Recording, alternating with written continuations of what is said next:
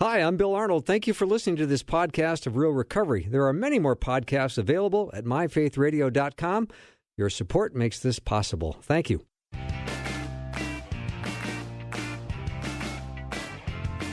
Welcome to Real Recovery. Thank you for joining us tonight. Bill Arnold on this side of the studio, and just across the way, George B. Fraser. Hello, George. Billy, how are you? I'm really good. I'm glad to be here with you tonight, and Ryan's at the board, so we're looking for a great show. We've got Andy Partington, who's written a book called Hope and Addiction. And let me just read something from his book, if I may, George. In the age of addiction, the heart of our calling is the call to proclaim the good news that through Jesus Christ, we can have a living relationship with the God, Father, Son, and Holy Spirit who transforms us from the inside out.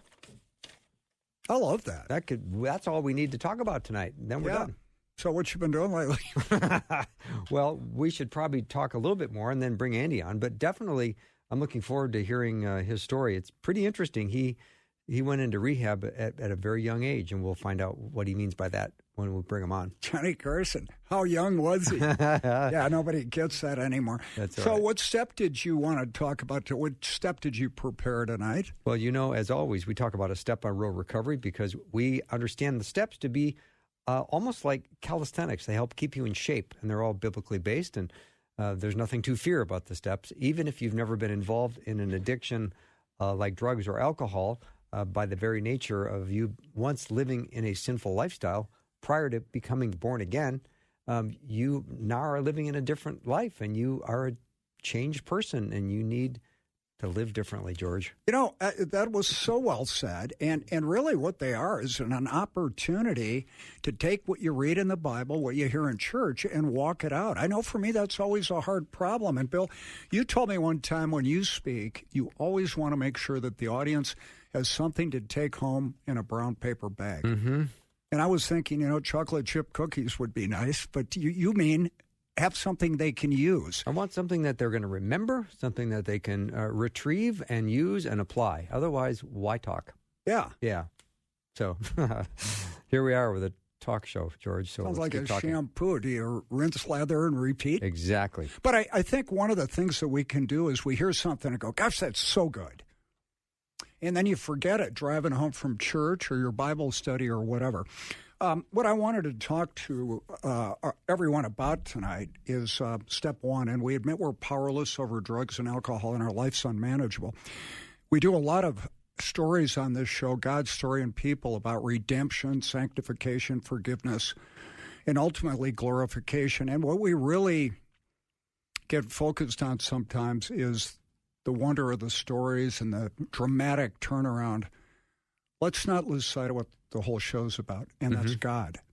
George, when you are in recovery rooms, and I know you've been going to recovery rooms for many, many years, 38 plus, right around there? Well, it's 39, but who'd quibble on that? That would be ego, edging God out. And, of course, I'm a bigger man than that. Good, okay. A while ago, maybe at 37 years I wasn't, but, I've gotten over it. Now I have a resentment, but go ahead. That's okay. Now I've forgotten the question I was going to ask after your little monologue. You were going to ask me at 38 years. Oh, yeah. Talk about the repetitiveness of going over the steps, because, we do a step every week, and I just want everyone to know why it's not repetitive. It's important to do it over and over and over. Yes, it's about walking out your faith. And it's not a course where you take it, check the box, and you're good to go. I always hear from people that they have to work their recovery program. And a good friend of mine, Jimmy T. from Myrtle Beach, says, no, that's wrong. You have to live it. And I think we can compartmentalize our lives like, Sunday we're in church. I'm always going to be there, and God willing, and Bible study. And I did my God stuff for the week, and now I can go back and be George. One of the gifts, if you have an addiction, is you're dying spiritually and ultimately physically, and you have a gift that you have to every day pick up your cross and deny yourself. And at first that seems like such a burden, but it really isn't when you know the grace, mercy, and peace that you have when you're walking with Jesus. But it's real hard to believe that that's going to be better than doing coke or smoking pot or meth. until you get there. And it takes about a year before the color comes on in the movie of The Wizard of Oz. Mm-hmm. That's the same way it is in your recovery. God transforms your heart. So why do you keep doing it? I play the same golf course pretty much every day. They move the pins around and the weather's different. Your life changes every day. Mm-hmm. New things happen. You meet new people, new circumstances. But God's principles, which are epitomized in the 12 steps, is a way we walk out our faith. It's a path to do. Mm-hmm. And the first 3 steps, of course, Bill, is I can't do it. He can do it. I'm going to let him do it. So your addiction is really an outward manifestation of a defective heart condition, really called you want to be your own God, call your own shots. And we were made with God to have a relationship with him. So there's going to be a hole in your heart, in your gut, that it's never going to be good enough. And you can try to get new stuff and get a new job and new people in your life and money and new drugs. And it's never good enough because it's not supposed to be. Mm-hmm. You're always going to long for God. And when you get that, when you get in recovery, and we believe all Christians should be in recovery because they are in recovery because they're different than when Christ saved them, you walk it out and you have problems and you want to work towards holiness, sanctification. One of the first questions you ever asked me was, why don't you ever talk about holiness? And I said, I don't know. And I think for me and a lot of other people at that time, Billy, I had been sober a long time. I thought I was good to go. And we're either moving on, pressing towards the goal, as Paul wrote in Philippians, of holiness with Christ, or we're going backwards. So if you've been sober a long time, if you've gotten over your gambling addiction, good for you. God did it for you. You got to walk along with it and be obedient and do your part and yield to his sovereignness. Is that a word? I believe it is. It is now. Okay. Mm-hmm. That's the word of the week right there with linoleum. Anyway, so what we're going to talk about is bending the knee and doing what God wants you to do. And for a lot of us, we do that by working the steps. Yeah. Where the world pulls away, and often with good reason, our Heavenly Father draws us close. And you might be wondering, how do you access this? And it's very simple. You follow Christ's call on your life. You give him your life. You surrender your addictions, your anxieties, your fears.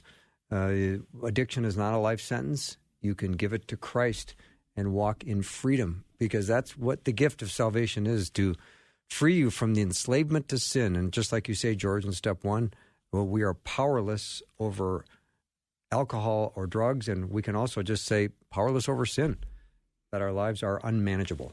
It's not a life sentence, but it can be a death sentence. I know. So we've got Dr. Andy Partington coming up on the show. We're going to take a little break. You're listening to Real Recovery with Bill and George.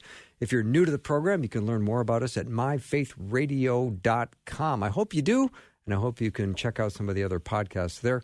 We're going to take a short break and be right back with Andy.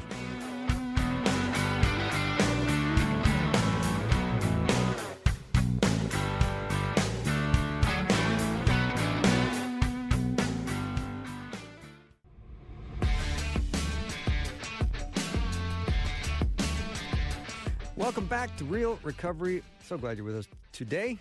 Our special guest, Andy Partington, is with us. He's written a book, again, called Hope in Addiction, Understanding and Helping Those Caught in Its Grip. George, I'm looking forward. We don't get authors very often, but this is going to be great. Always want to learn things to help our recovery. Yeah, so true. Andy, welcome to our show. It's a pleasure to be with you guys. Thanks for having me on. Thank you. Okay, now your book is interesting, and I love in chapter 1, or in the introduction, you talk about being raised in rehab. You did your first night in rehab at age 5, and then you didn't leave until you were 18, so you have some explaining to do. Absolutely, yeah. My parents were called into that ministry when I was a kid.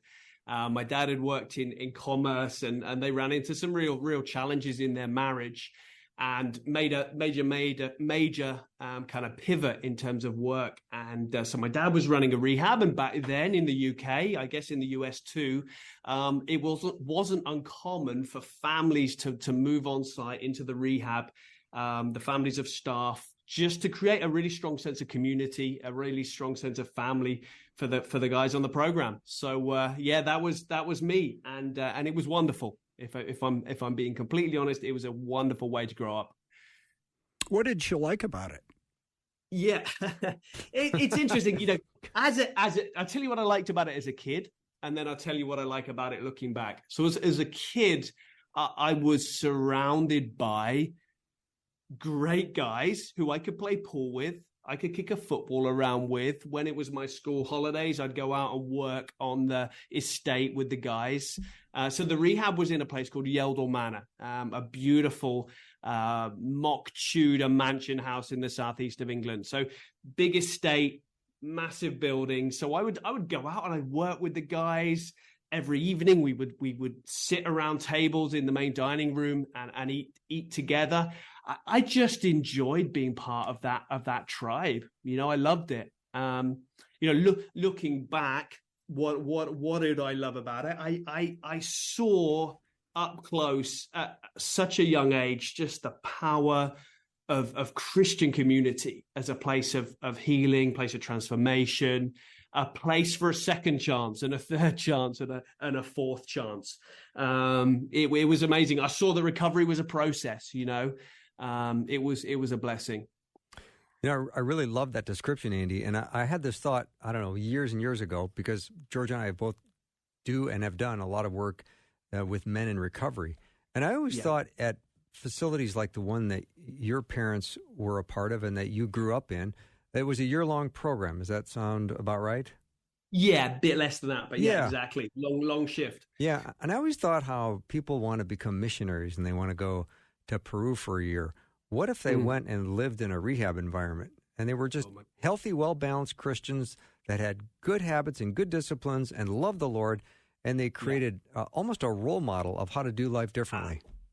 And that's exactly what it was. It was being family together. Yeah. And of course, we live in different times. I don't know whether you should move with your young kids into a rehab, but today, but we had a great experience, no issues at all. And certainly, those grandparent figures, the parent figures that we need in our lives to help us to grow and to help us to face and walk through the tough times. What better gift to someone who's struggling and is trying to turn things around.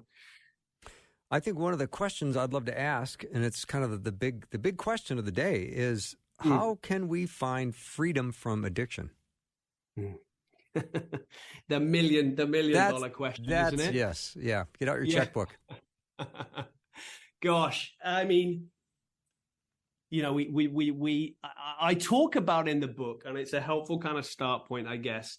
I talk about Batman and Spider-Man and the way in which they do what they do, because both Batman and Spider-Man do a heroic thing and what can feel like an impossible thing. And I think when we're talking about recovery, we need to recognize the scale of the challenge. We have a word for this that isn't problem, it isn't difficulty, it's addiction, because we are talking about something different. And when you look at Batman and Spider-Man, Batman does what Batman does because he's got the tools for the job.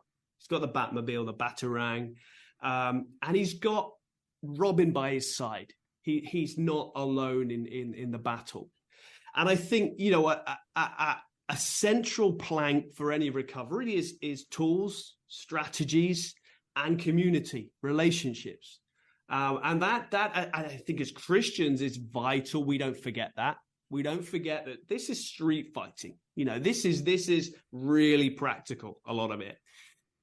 But when you look at Spider-Man, how did Spider-Man do what Spider-Man did? Well, Spider-Man was bitten by the toxic spider. And so the internal change happened within him. And as a result of that, he walked forward a different being. And so, we've got the Batman stuff, but actually, you'll know, and I know the X factor in any recovery. When someone encounters Christ and has that transformational experience with him, fullness of the Spirit, then you've got an inside out driver for this transformation. And I really believe it's those two things together. It's the Batman stuff, the tools, the tactics, the relationships are so crucial. But yeah, that inner change, that transformation that only Christ can bring is vital. So when you have worked in addiction, you've been in London, Latin America, West Africa villages. You have traveled and seen so many different environments and cultures. Is there something that you see in common amongst all of those cultures around the world? You see, one of the keys is you just see good people. You just see good people. And I, what was the biggest takeaway for me, I think, growing up in rehab? Actually, it was that I got to know a bunch of guys in recovery, early recovery. Yeah, but they were in recovery. And I saw guys who were kind, who were just stacked full of potential, intelligent, capable people I came to love and were like big brother figures and uncle figures to me. And that's the truth. Wherever you go in the world, that's what you run into when you run into people in early recovery. And I think as a kid, I would then hear the stories of where the addiction had taken people and the challenges it had thrown in and the pain that they caused and the heartache that could very easily consume them. And that's the same wherever you go. You look in the eyes of everyone who's on this journey and fighting this fight, and you just see a good brother, a good sister. Now, really practically, you see a change of substances. You see a change of kind of the journey through addiction changes. The descent can be more rapid or slower depending on all the factors around you. But at the end of the day, it's just good people, just found themselves far from God oftentimes and far from the best that God had for them. And really everyone saying, you know what, my addiction began as a solution to a set of problems. When I think back, really what my addictive behavior was doing for me, it was helping me deal with stuff. And then of course it evolved and it became the problem. But the idea, I love this idea of addiction as being like a state of hibernation, like an animal will hibernate in the winter, because it speaks to us as addiction as being a sort of response to a hostile habitat, to a difficult environment. And again, it doesn't matter where you go. That's really what's going on underneath the surface for those who find themselves in the grip of addiction. Andy Partington is our guest on Real Recovery tonight. And George, you might say that for you enjoyed the fun side of drug use. Totally. Yeah, you weren't trying to mask too many problems. Obviously, you had some as a kid, but you were more drawn into the party feature of using drugs and alcohol. Totally. Yeah. But I think, for each person, it's different. Basically, what you do when you use a chemical is you change how you feel. And it works every time. And I think the reason we have rehab centers, people really don't want to quit, otherwise they would. And the problem is you don't want to give up the good stuff, but if it gets bad enough, then you have consequences. And so you're either going to lose something you're not willing to lose or not getting something that you think you need to be happy, and that's when you do it. I'd like to ask... Andy, I'd like to ask both you and George, I'd love to have you both answer this question, and that is, what do you think leaves us so vulnerable to addiction today? Andy, you go first. Yeah, I think because, and again, just to kick on from what George was saying, yeah, I think everyone I know who's dealt with addiction, it did a bunch of great things, and it was tremendously positive. It really was a positive in their lives for a time. But yeah, what's kind of peel back the layers of what's going on, and yeah, one of the things I sort of try to do in the book is talk about why are we seeing so much addiction today, and what are the drivers of that, and of course, access is a huge part of it. If you flood a market with a substance like oxycodone, you're going to have people get addicted. If you fill your pockets with machines that give you instant access to porn or to gambling or whatever, you're going to see a rise in addiction. But I think there are social drivers behind it as well. And I talk about hopelessness, a sense of emptiness, adverse childhood experiences, and just a generic sense of disconnection and loneliness that many people feel. And I think there's this, we see a seedbed for addiction in our times that means we're really ripe to then respond to these these to our access to all of these substances and behaviors that will addict us if we let them. I totally agree with that, and I think most of the guys I've worked with, including myself, the first time, you ask somebody, you remember the first time you got high or drunk? Oh, absolutely you do, because it's the first time you felt okay.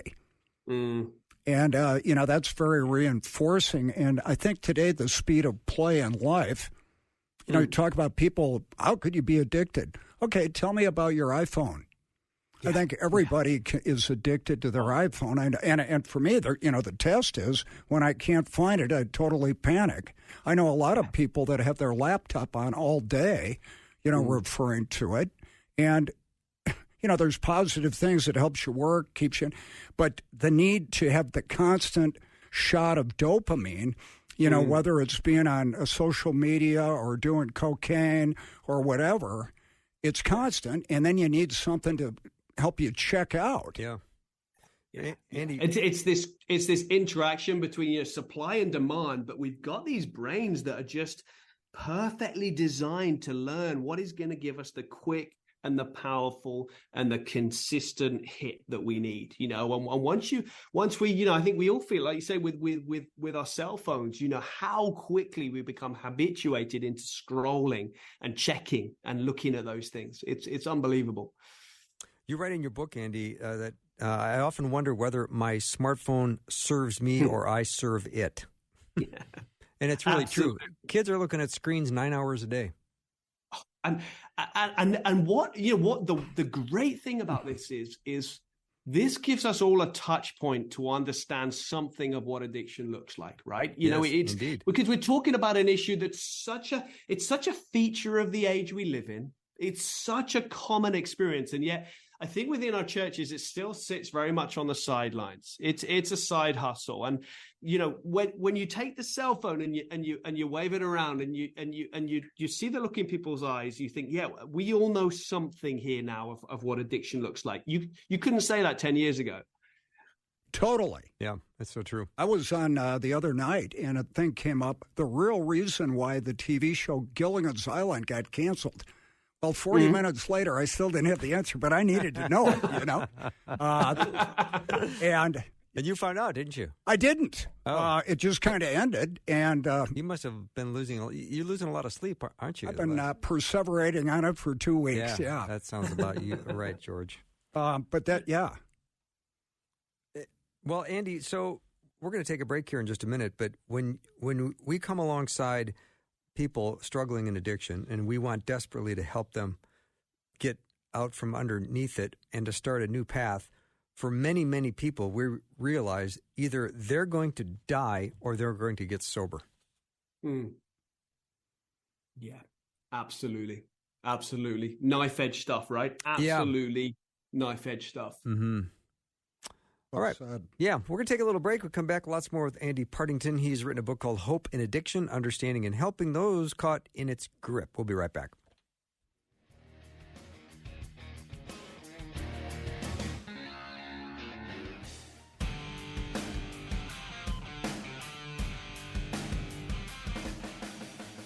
Welcome back to Real Recovery. George and I have got Andy Partington as our guest tonight. He's written a book called Hope in Addiction, Understanding and Healing Those Caught in Its Grip. Andy, let's talk about recovery, and how do we understand recovery that it can be successful and lasting? And what advice would you have, and I'm saying this to you too, George, about someone that you love and care about who's struggling with sobriety? Andy, you first. Yeah. I think we've got to acknowledge this is and everyone knows this. It's a hard path. It's a narrow path.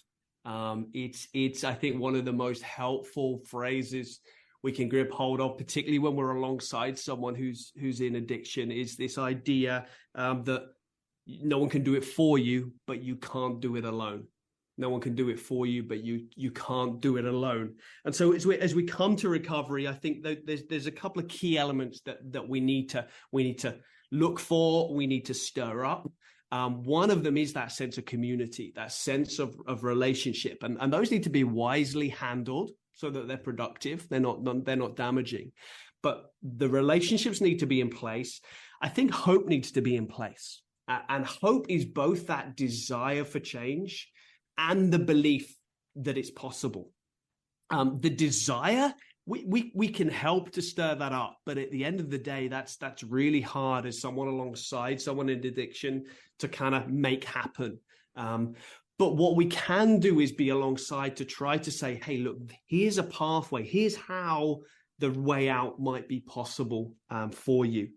And I think there's a couple of elements to that journey out that we need to understand. The first one is that there's the actual hardwired relationship with the substance or the behavior that's got to be addressed. You know, this is hard to deal with because the brain gets onto these tram lines and it's just doing what it's doing. And so, you know, the way out of addiction, the way into recovery is very often going to require serious support, the right amount of time, some kind of safe space, some kind of protective environment, whether that's regular 12-step meetings, whether that's something residential, whatever it might be. There's going to be that working on the real, again, this street fighting against the actual direct relationship with whatever the habit might be.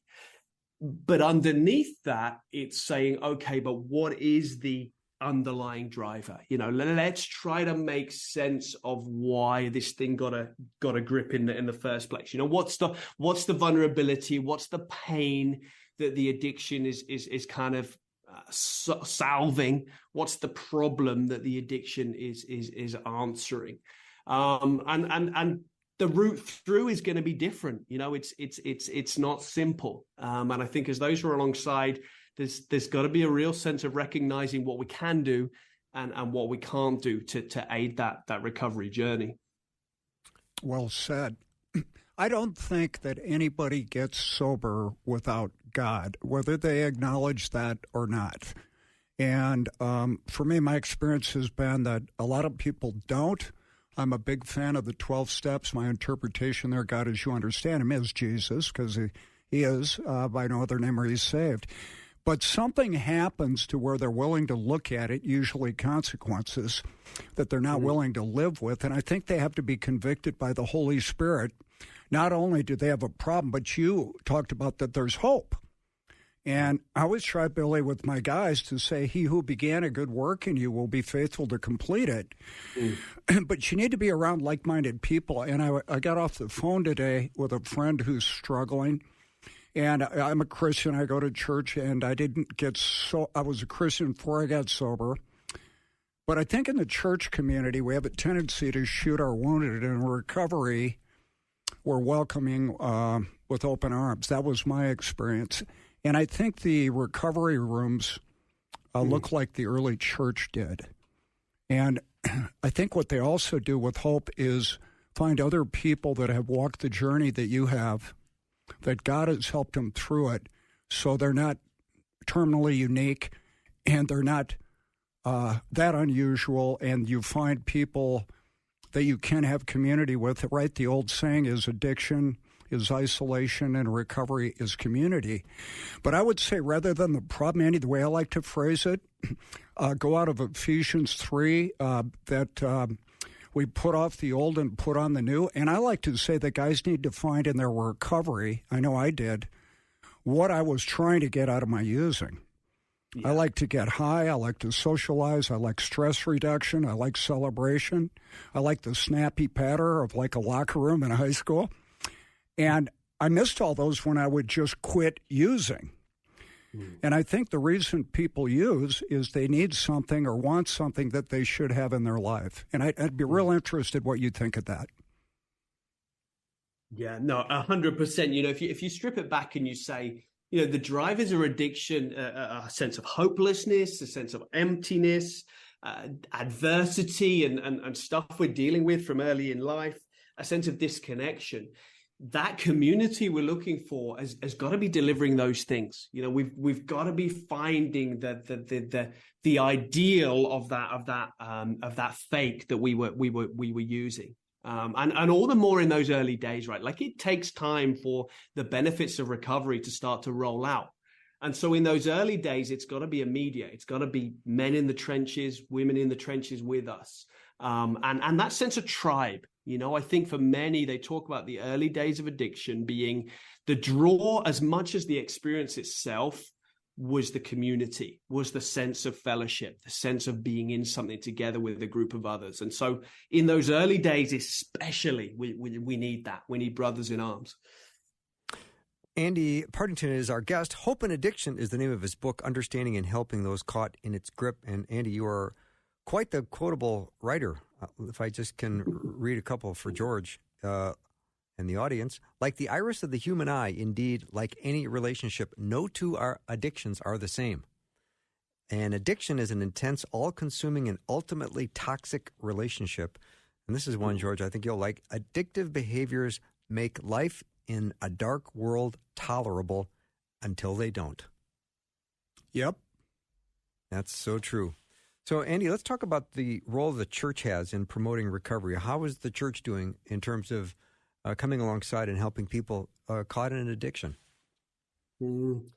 Yeah, it's every church is different, and I think one is wary of good answer. One is wary of casting aspersions, and I feel for churches because this is we all know when addiction's out of hand, it's hard and it's painful to get into the middle of that. So part of me understands why people kind of step back, but the truth is addiction, and we've talked about smartphones, we've talked about, we should talk about porn, we should talk about gambling, there's all this stuff that it's such a feature. We live in, firmly, I believe, an age of addiction, and it's one of the hallmarks of our times. And so as the church, I think we need to put this right in the center of our thinking, and not to try and pull it away from the fellowships, not to try and pull it away from Celebrate Recovery or the rehabs, but to really sort of reach out and to really connect ourselves in with all of those.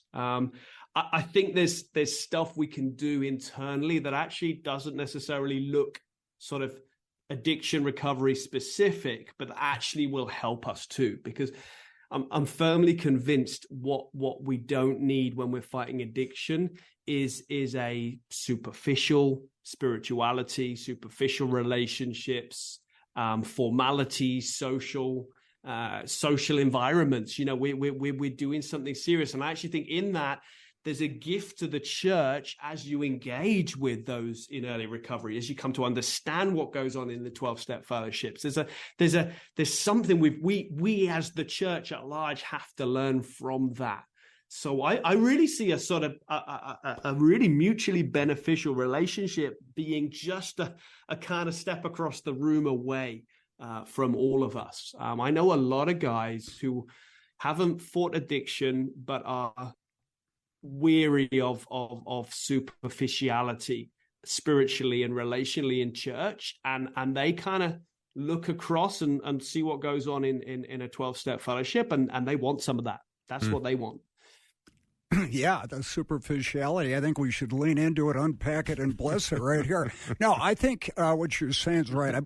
And we talk about on this show that all Christians are in recovery. Their behavior should be different. But I think a lot of times the best thing a church can do is let the recovery groups use your basement and give them a coffee machine. Because when you're fighting for your life, the good behavior and saying the right thing goes out the window. And there's a level of rigorous honesty that I have never found in church groups. And I think it would really help everything. But don't you think the early church kind of reflected the recovery groups? This is it, right? Like I don't think we'll ever, the gift of desperation is so vital to that vulnerability and that reality. But that's what I long for us as the broader church to just get a grip of that, because I think it does. We're all fighting for our lives. The enemy is after us all, and there's a gift that the recovery movement can be to the church that we're missing out on at the moment, and actually vice versa. There's a lot of people who I think, given half an opportunity, would love to sit around and have that level of honesty and reality that they see. They just need leading into it. Well said. Yeah, I like that. Thank you for that, Andy. Andy, what would you say to someone that says, I'm just fearful that my addiction is a life sentence? Mm. I'd say take the next step. Don't. I'd say, none of this is a life sentence before God. The power of His Spirit, all that was won on the cross. The enemy has been defeated. We can step into the victory in Christ, but the next step is into a 12-step meeting. It's into a therapy session. It's checking into rehab. It's talking to your pastor. It's something. God's bigger than your addiction, and God's bigger than the pain that drives your addiction. God's bigger than the shame that came from the first relapse and the second and the third and the fifth and God's bigger than all of those things. Mm-hmm. So good. We're going to take a little break, but before we go, Andy, George and I are kind of simple guys, and we're sitting there wondering, how good is your James Bond impression? Let's hear it. Hey, you want Sean Connery, don't you? Well, of course I do. Of course I do, but I just want to hear you do it. No, I can't do it. James Bond. No, you got the wrong guy. My son would do it for you, a treat. Yeah, your son would say, "My name is Bond, James Bond," right? James Bond. Yeah. There we go. Yeah. All right, we're talking.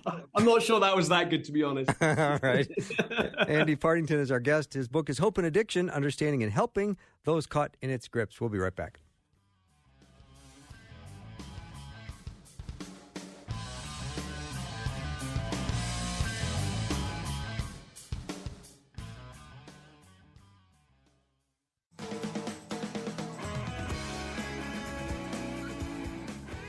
Welcome back to Real Recovery. Our guest, Andy Partington, has written a book called Hope and Addiction, Understanding and Helping Those Caught in Its Grip.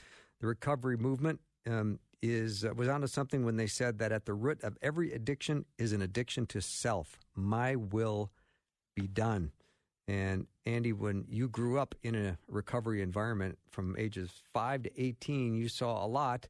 And maybe the question I'd like you and George to talk about is, in recovery, what are you recovering from?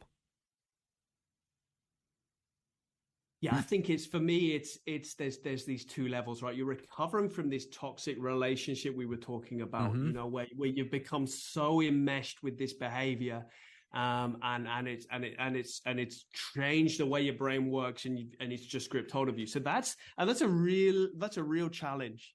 But underneath that, I firmly believe it's recovering from the underlying drivers of the addiction. It's working out, what was it that created the fertile seedbed in my life for becoming addicted.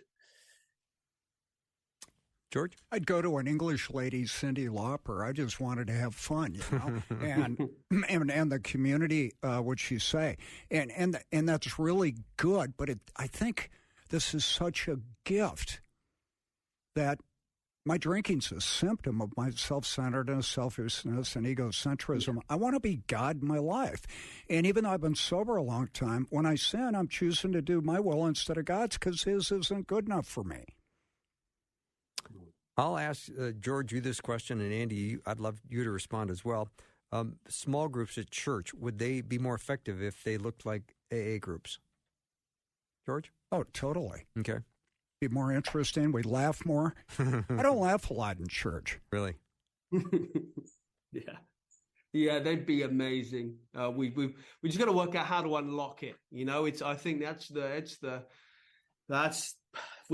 if we could just get 60-70% of that into our small groups, I think but we got to change the setting. We've got to come off the couches and we got to get onto plastic chairs. We've got to take up the carpet and we've got to get some lino flooring. Linoleum. There you go.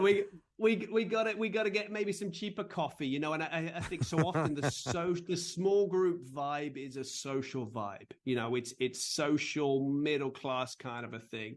We need to strip it back and say this is a working group. We're here to do business with one another and with the Lord. I think someone's got to crack that code. I haven't read your book because the first time I see it is across the studio, and I'm going to swipe it from Bill and read it. But one of the things that I need help with, well, I need help with a lot of things, but we'll narrow it down here. I'm involved with a lot of addicts as friends and clients, and God convicted me about 20 years ago, well into sobriety, that by no other name are you saved. And I didn't want to be that guy. And my heart breaks that there's rooms full of people that have been sober 30, 40 years where God really did the work. And when they get their medallion, how did you do it, Steve? And I really don't think we do it. I think God does it for us, and how that breaks down is a mystery. But how can we communicate Jesus better to people where God, the unknown God, like Paul in Greece, has changed them, given them the desire to do it and the way to do it. 12 steps came from God, no question. And how do you communicate that in a loving, kind way? Because at the end of the day, at the judgment, a lot of my friends are going to go to hell. That's not an easy question. That's not an easy question because, at the end of the day, it's the Spirit that convicts, right? It's the Spirit that does that. And I think that, again, it's whether you're relating to someone who's in recovery or not, or wherever they might be in life, it's so difficult because you long to see people encounter their Father, receive the fullness of his embrace, the prodigal, and it's like, we know a lot of guys who've sort of turned to home and they've come into the house and they've got the ring on the finger and the robe over their shoulders and they're enjoying the fattened calf. But those prodigals have come back and they've not experienced that embrace of the Father, which we know is just the eternal thing of value, the actual embrace of the Father, not the benefits of being in the Father's household. I wish I could answer that. I think we pray and we fast. Maybe we got to press in harder sometimes because there's things that only, we know from the Gospels, there's sometimes there's things that only come out with prayer and fasting. I was just talking to someone about that a couple of moments ago. And we model the grace and the Father heart of God to the best of our abilities. Yeah. Andy, I would love for you to talk about your work with Novo Communities. Am I pronouncing that correctly? So in Novo Communities, I was led the work of a rehab in the southeast of England, a place called Yeldon Manor. But prior to that, our family had lived and served in Bolivia, in a city called Santa Cruz down there. And I was pastoring the international church down there. But to work on my Spanish, I became involved with a home for street teenagers. So kids who'd grown up on the streets of the city and were in this residential home, being loved and cared for and educated, prepped for the future. I got involved and it stirred up all these resonances from my childhood of the power of Christian community as a place of healing and transformation. And where the Spirit works like no other. And long story short, having arrived in the UK and begun working at Yeldon Manor, really felt God calling us back to Bolivia to set up a residential home for adults in addiction, but with the idea longer term, which is really the phase we're stepping into now, of saying, how can we empower God's people in developing nations to create transformational communities that offer healing, wholeness, hope to folks in addiction? Because there's so many people doing heartfelt work out there. But so often what they miss is just some of the tools, some of the additional tools, some of the know-how, some of the resources, some of the encouragement. I was just talking at the weekend. It was a men's conference here in Nicaragua, and talking to a guy who was weeping really because he was saying, I don't know what else I can do. Guys are coming into our rehab and they're leaving, and my heart breaks for them. And I think, is this my fault? What should I do differently? And so, as Novo, what our calling is to come alongside a guy like that and say, okay, how can we help you with program, with resources, with fellowship, in order that we see, real places of healing established all over the developing world. So that's what we do on Novo Communities. And then Novo Adventures is a partner to Novo Communities, and it's a motorcycle tourism business based in Bolivia that we use to generate income, or we aim to use to generate income for the ministry. Tell us more about that. That's interesting. Do you just rent motorcycles to tourists, and they pay you, and then that's how you generate revenue for the ministry?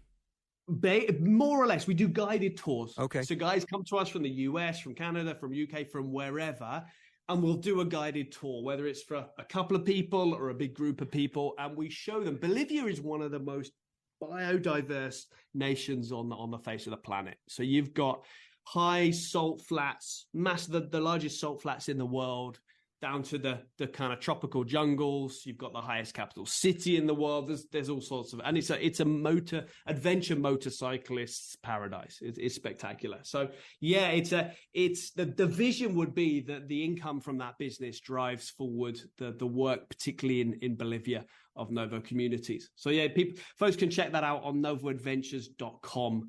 And the website for Novo Communities is novocommunities.org.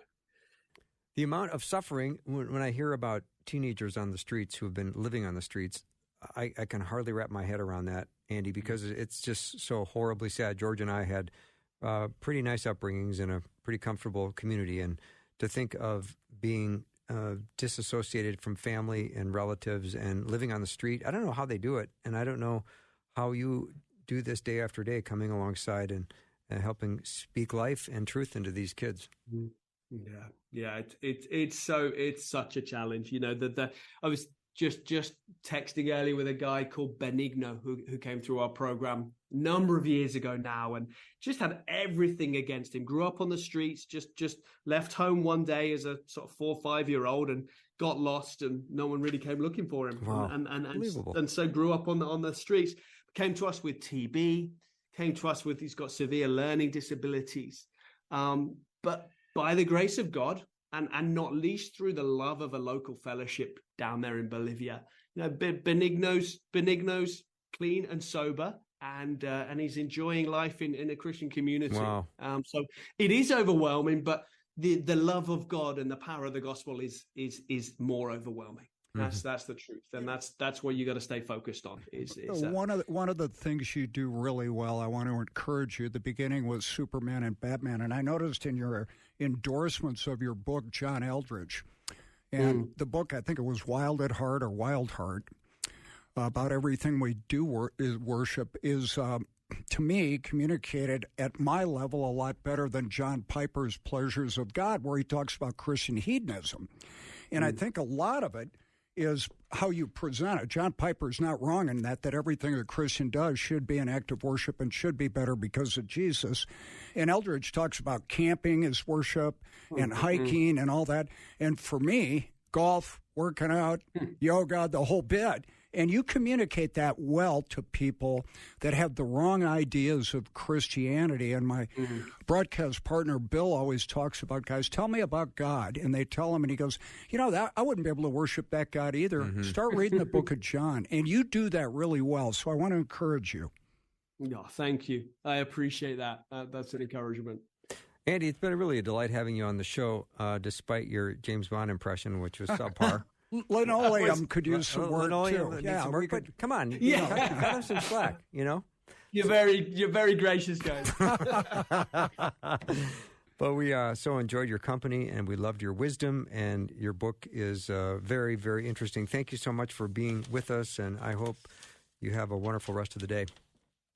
Thank you. It's my pleasure. Thank you so much. You bet. Andy Partington has been our guest. His book is called Hope in Addiction, Understanding and Helping Those Caught in Its Grip. That's our show for the night and the day. Have a great rest of the week, and I will look forward to, as George and I always say, what do we always say, George? Good morning, good night, and good afternoon. I don't know, what do we always say? We're always talking. Yeah, well, we'll say, see you next week, Lord willing. Lord willing, yeah. Yeah.